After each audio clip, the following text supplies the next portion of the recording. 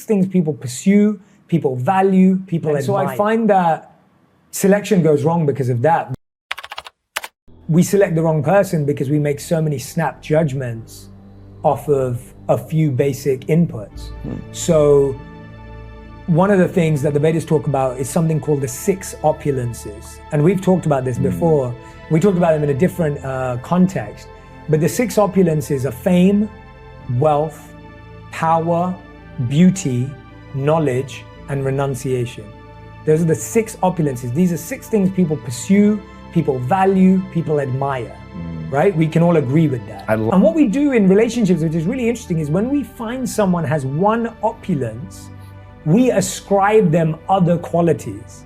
So if someone is wealthy, we assume that they must be organized and that they'll be organized in the home.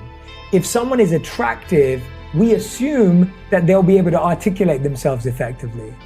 If someone is powerful at work, we assume that they're really good at organizing date night, right? Like there's these qualities we start ascribing people.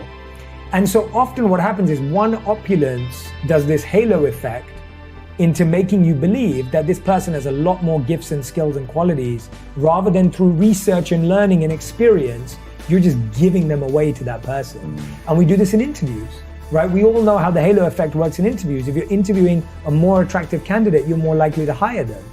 More attractive hostesses and waiters and waitresses get bigger tips. Like, this is just how human psychology works, but it's very risky when you choose a life partner based on how attractive someone was for 30 seconds.